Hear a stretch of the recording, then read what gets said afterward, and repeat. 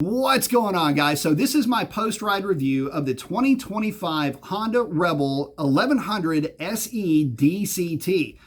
Well, that's a mouthful. Anyway, the DCT part of that stands for dual clutch transmission, which translates to this motorcycle's got an automatic transmission. Not to be confused with an electronic clutch or a quick shifter, which just allows for clutchless up and down shifts. No. This is a true automatic transmission that employs the same type of technology that supercars use in the dual clutch setup. There is no clutch lever for your hand or shifter lever for your foot.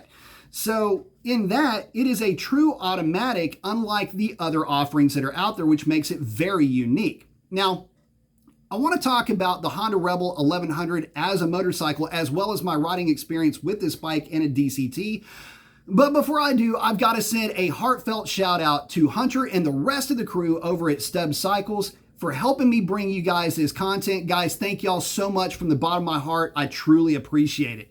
So, what was this bike like to ride? Well, I gotta admit, it was kind of strange. But before I rode it, I got a chance to really check this machine out. And for 2025, it's got the new larger TFT screen. The way that this bike looks, though, is so cool to me. And the reason why I like it is a metric cruiser and it's own take on a bobber style motorcycle. See, leading up to this latest generation of Rebels, many of the metric cruisers were simply just a Me Too motorcycle. They were designed and patterned after an existing American cruiser. But in this case, it's its own take. It's a very modern take on the old school aesthetic, and I absolutely love it. That 1100cc parallel twin, which is derived from the Africa twin, is very powerful. It's an 80 horsepower to the rear tire mill, and it pushes that 500-pound motorcycle around just fine. It's got torque and power everywhere like you would expect, but just in looking at this bike, you might not expect it to run quite as good as it does. So definitely cool with that. So I like the technology, but getting to that DCT, let's talk about that. Admittedly, I was a little freaked out by it because I go to sit on a motorcycle that doesn't have a clutch or a shift lever. That was already pretty weird. I mean, you might think, okay, well, haven't you ridden a scooter before? Well, yeah, but your feet are flat on a platform on a scooter. There's no brake or shift lever and clutch and brake. You know, there's no clutch typically on a scooter. It's just brakes. Anyway, you get the idea. You're sitting on a proper motorcycle here. And so to not have a clutch lever and a shifter lever initially was kind of weird. I just had to think past that. And once you fire this motorcycle up and put it into drive, it's just like riding a car, if you want to think of it that way. Anyway, off I went on the Rebel 1100 with a DCT. Now, what struck me as interesting straight away was just how smooth the transition was from being at a dead stop to actually moving. I think a lot of folks, when they hear about this type of technology, they get a little bit worried that it's somehow going to be jerky or that slow speed maneuvers might somehow be compromised. Let me just tell you this. If you go to my ride along video, link in the description below, if you trail to the very end, I'm actually in a parking lot in an area where they do Motorcycle Safety Foundation riding, and I am trying to get this bike to go 1 mile per hour or 2 miles per hour in that parking lot.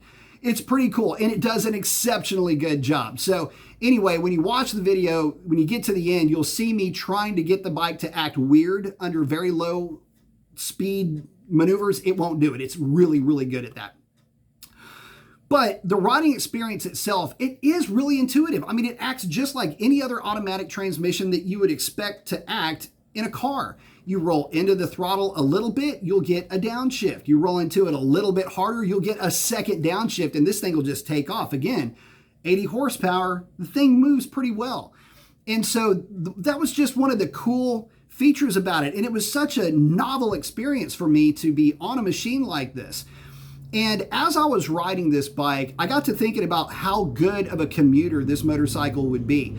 As a fair weather ride into the office, this thing would be great. If you ever got stuck in traffic and were in a situation where you couldn't filter a lane split, this thing would be great. You don't have to worry about modulating a clutch or anything like that. You just kind of roll the throttle just like you are in your regular daily driver car. It's really that simple and that nice. And In saying that, it also acts as, well, it's a little bit sportier than you may give it credit for. That neo-classic look that it has a higher exhaust mounting position, which gives you more lean angle. It means this bike handles well. Matter of fact, when I would get this bike onto the side of the tire, it felt sure-footed and just absolutely ready to have a good time. So there's that too. I mean, you can have a pretty versatile machine in this bike, and there are several other variants of the bike. It comes with different screens, different, like a bagger setup. There's a lot of cool ways that you can kit this Rebel out to make it your own. And I got to tell you, with this DCT, it's pretty cool to boot. Now, as far as what my final takeaway is on this bike, guys, it's a really cool motorcycle. I love the way that it stands apart from the rest of the crew and its past, in that it is a new take on a bobber style. I think that's very neat. I think that the DCT is amazing, and the fact that it operates as flawlessly as it does just blew my mind.